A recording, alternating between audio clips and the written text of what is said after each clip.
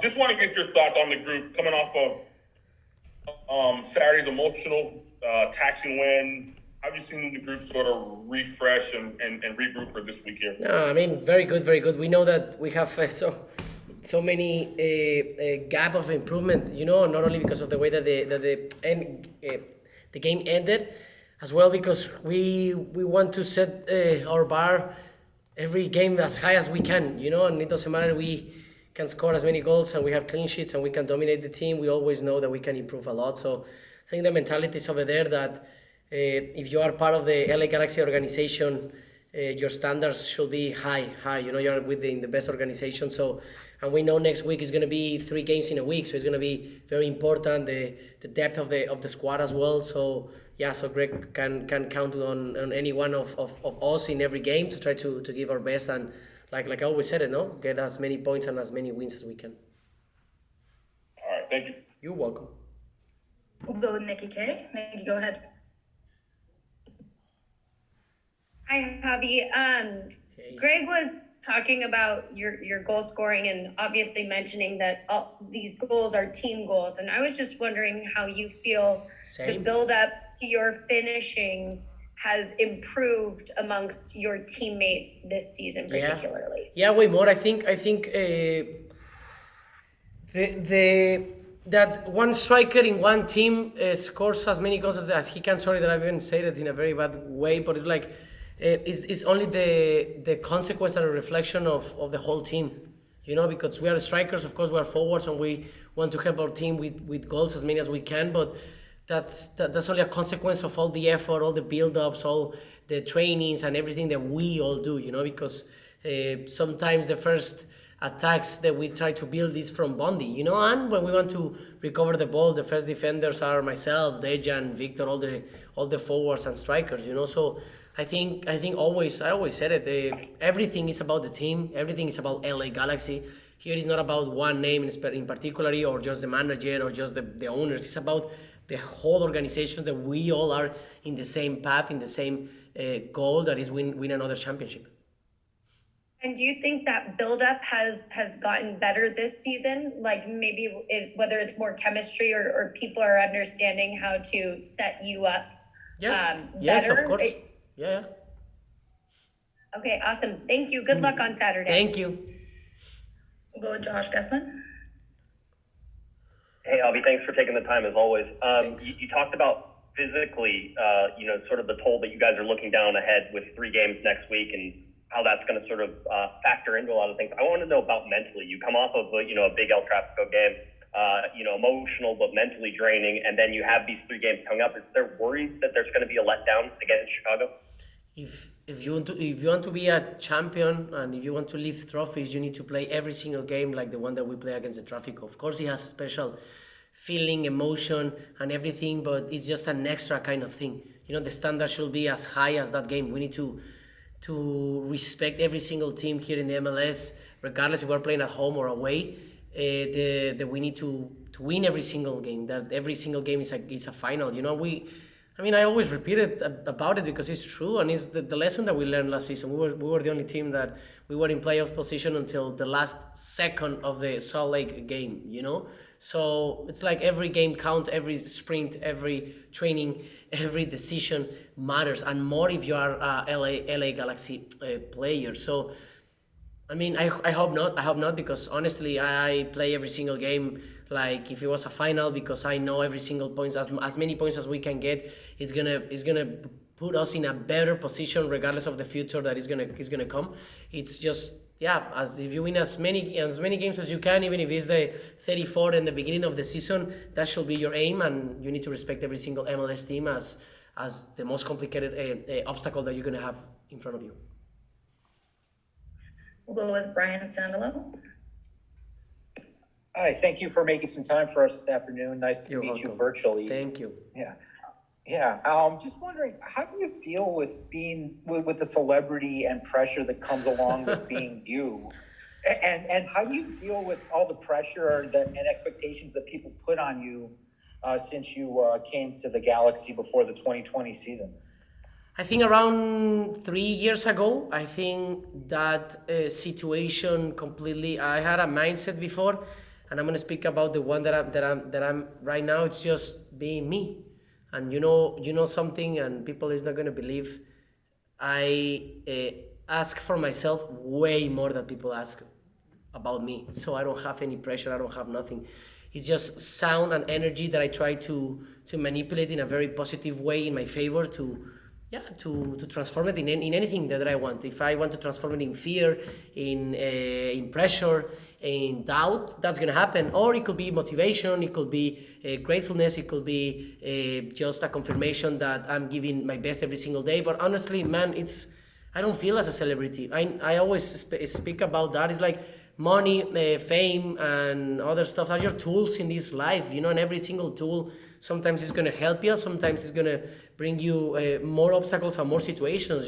People think that when you get famous and you get money, your life is solved, and they don't know that we all are humans and we all have our conscience and we all have our own problems and we all need to deal with a lot of stuff. So we're all humans in the end. We shouldn't be measured about fame, about celebrities, about all the stuff that I understand why, but I mean, we all are humans in the end, and I'm just doing my job, that I'm very passionate about it, that I love it, and that doesn't mean that I have more value than you guys, for example, that behind the camera that you make the questions, or these guys that are here filming. It's like, we all are humans, we all have our value, and I don't compare to anyone. I'm just myself. We all are unique, we all are special, we all have greatness in ourselves, we all have our own demons in our mental health, so we all are dealing with situations. I don't like to compare myself to anything. So about that celebrity, honestly, man, I don't even feel sometimes I'm a soccer player, because I come and I play and I do something that I even eat inside my belly of my mom. Even soccer has been my whole life, it's been everything. So that mindset that I change is just self-love, it's just acceptance, and it's just like, I'm not perfect, no one is perfect. I have my light, I have my shadow, I have things that I'm proud of, and I have things that I need to control, so I don't do or decide wrong in the path of my life that I want to walk. So it's not simple, it's not easy. That's another message that I want to say. People think that problems get solved with fame and with money, and yeah, the problems that you have in that moment probably get solved, but you attract way bigger problems because you have more responsibility and you are in a different level of responsibility, But for me, it's just, I have one life, man. The only certainty that we all have in common is just going to exist once. We're going to die hopefully later than sooner, but eventually we're going to do, and we should just come here and give our best, enjoy it, try to grow, and have every single time good intentions, and mistakes are going to happen, so we learn from them, so we just need to enjoy life. Sorry that I went extend, but I love this subject, as you can see. More than just talking about No worries. the weekend, that I understand is very important, but for me, life has more meanings than yours just come here and scoring goals, Sounds good. Thank you. You're welcome. We'll take one more in English with Gavin Good. Hi, Javi. Nice to meet you. Thank you. Nice That being said, you do have a lot of fans here in Chicago who are very excited to come and see you play on Saturday. I'm just wondering, what does that mean to you, and does that provide any motivation?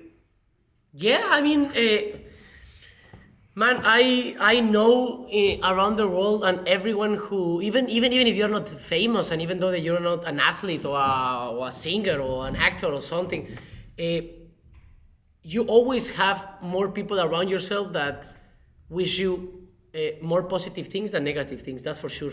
But the situation is sometimes he has more sound, when people doesn't support you than the people who really support you. So every single day I know, and I'm very grateful for the people who send that energy, starting from my kids, the people around me, the people that I love, my family, my friends, my team. Is like you can just start like expanding.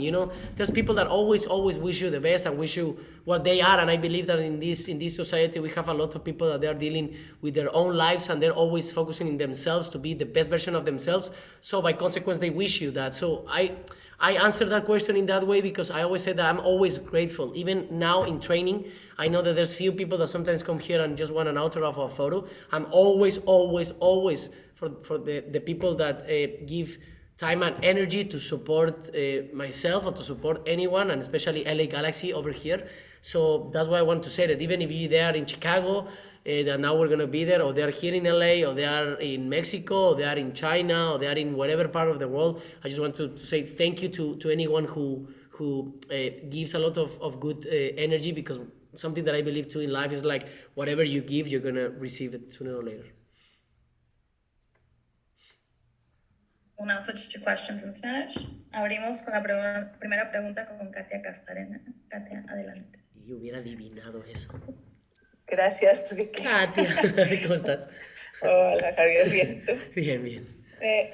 Dos preguntas. La primera sobre este enfrentamiento contra Chicago. Siempre dices lo bonito que es pensar en medirte a los mejores jugadores. Hoy, donde ellos han buscado una reestructuración con Shaqiri como su líder y lo que representa el mercado de Chicago, que tanto motiva y especial es jugar ese partido.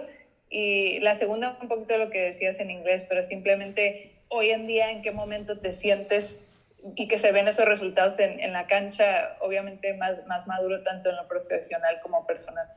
Sí, a ver, primeramente, la verdad que muy contento y muy feliz de que un jugador como Shaqiri haya decidido venir aquí a la MLS, como siempre lo he dicho aquí. Al fin de cuentas, obviamente cada uno de nosotros, y da igual si también son jóvenes promesas o jóvenes que vienen subiendo de las fuerzas básicas de cada institución, aquí todos estamos con un fin común, que es el poder ayudar a mejorar esta liga para que siga subiendo el nivel, para que pueda seguir también expandiendo mucho lo interesante, lo entretenido que es toda esta liga, con el nivel futbolístico, con estrellas como él y otros jugadores también, que cada vez hay muchos jugadores que vienen aquí a querer como desarrollar su potencial para después poderse ir a Europa, ¿no? Como un paso más acá, que es algo muy bonito. Y bueno, un partido muy especial en una ciudad donde, como me lo preguntaron en inglés, hay muchísimos paisanos, hay muchísima gente latina, mexicana especialmente, y que espero nos puedan ir a apoyar también a la Galaxy. Y si también van a apoyar al Chicago, bienvenido sea, ¿no? A mí me gusta jugar con estadios llenos, no importa si es en contra, como lo jugamos contra Portland, por ejemplo, o contra Charlotte, que fue como el récord.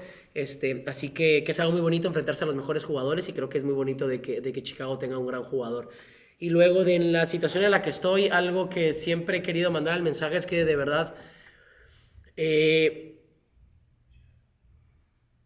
me siento muy pleno, y la plenitud no significa que no tenga momentos tristes, momentos incómodos, momentos en los cuales también me frustro, que me enojo, que trato de trabajar muchísimas cosas internas mías como todos nosotros los seres humanos, que no significa que extrañe a mis hijos, por ejemplo, que no significa que extrañe a la gente que amo. Como te lo digo, no significa que no tenga una vida de crecimiento, que a la postre hay dolor para crecer.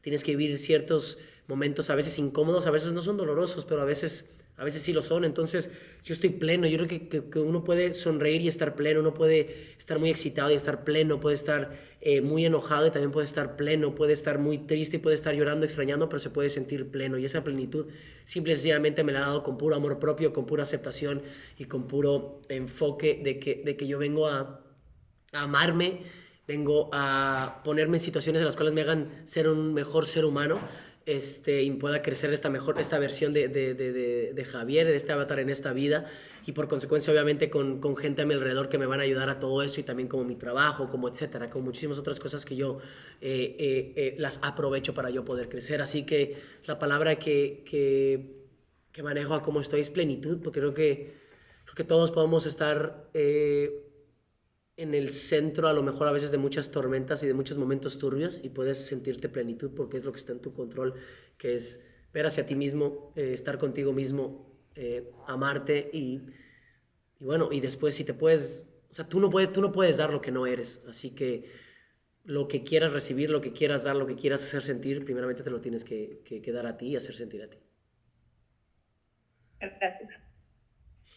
Ahora vamos con Diana Alvarado. Diana, adelante. Gracias, Vicky, gracias. Javier, ¿cómo estás? ¿Qué onda? ¿Bien? ¿Tú? Bien, oye, bien, muy bien. A lo mejor que voy a hacer la mala de la conferencia de prensa, pero pues tenemos que preguntar. Bueno, al menos yo, después de haber escuchado ayer las palabras... Sí, es ese tema, ya saben mi respuesta, igual te la voy a repetir, pero es la misma. Yo sé, ya la hemos escuchado. Te la voy a repetir igual, no te preocupes. Pues. Pero si lo quieres agregar, bueno, eres bienvenido. Y después de haber jugado el Tráfico y ese envión anímico, hablabas de lo que conversaron tú y Carlos Vela antes del partido, pero ¿qué conversaron después? Como lo dije después de la conferencia de prensa, se va a quedar entre Carlos y yo. Obviamente son momentos íntimos y muy privados, pero lo que pudimos transmitir en los pocos o muchos videos y todo fue que él es líder y cabeza de un proyecto muy importante, al igual que yo, y que vivimos en la misma ciudad y que hay muchísima rivalidad, pero que claro que se pueden separar las cosas, claro que se puede vivir un partido con mucha intensidad, con mucha pasión, con muchas emociones, pero que de eso se trata la vida, que después cuando es el pitazo final, pues, todos somos humanos, todos somos gente, todos tenemos que respetarnos, todos tenemos que amarnos y aceptarnos también. Hay gente que le va a un equipo, hay gente que le va al otro equipo, ganas o no pierdas o tal, a veces hasta la carrilla puede ser bienvenida, pero mientras no cruces una línea de faltarle el respeto a otro ser humano. Entonces yo creo que fue muy bonito que Carlos y yo pudimos mostrarle también eso a la gente, que los dos capitanes de esas dos instituciones no incitan a la violencia, pero los dos tratamos por ganar. No lo vieron a él, pero cómo festejó los goles que le anularon y también el último gol que se lo anularon, lo festejó como yo también festejé el mío, al fin de cuentas, como yo bien lo dije, pero cuando antes o después del partido todos somos seres humanos, todos aquí nos tenemos que respetar, aceptar y que sea bienvenida la diversidad. Así que eso fue lo que me gustaría obviamente repetir, que me dio mucho gusto que se pudiera ver que no debería existir espacio para la violencia, y como lo dije antes de ese partido, ¿no? Que no debe haber resultado, equipo, deporte, idea, religión o algo que nos hagan separarnos. Al fin de cuentas aquí todos venimos a lo mismo, a crecer y a disfrutar esta vida. Gracias. De nada. Y cerramos con una última en español con Per Ceballos, Fernando adelante. ¿Qué tal, Javier? Buenas tardes. Buenas. Ya sé tu respuesta, pero no va por ahí mi pregunta. Hay mucha afición que te pide. El otro día en los estadios corean tu nombre y que no se entienden cómo por el momento futbolístico que vives no estés en selección. Y por eso, y para acabar ya, Javier, con especulaciones y con rumores y con todo, preguntarte directamente, ¿hubo alguna indisciplina en la última convocatoria que estuviste? ¿Hubo alguna violación, algún reglamento de selección? ¿Has recibido alguna notificación por parte de Federación? ¿O no has recibido nada, Javier? Porque por el nivel que tienes es inexplicable que no estés... Fer, gracias por la pregunta y gracias por todo eso. Y como siempre lo he dicho en el tema de la selección, yo como jugador más elegible trataré de hacerlo de la mejor manera en mi club, la mejor manera en mi institución, como siempre me lo enseñó mi padre y mi abuelo, que fue, mira hijo y mira nieto, si quieres algún día llegar a la selección, tienes que ser uno de los mejores jugadores de tu país en el equipo en el que estés en cualquier parte del mundo. Así que yo voy a seguir haciéndolo de la mejor manera, voy a seguir trabajando, voy a seguir haciéndolo todo, pero créeme que mi cabeza está 100% en este proyecto y obviamente si llega algún llamado, pues bienvenido sea, como siempre lo he dicho. Si yo no quisiera estar en la selección ya me hubiera retirado.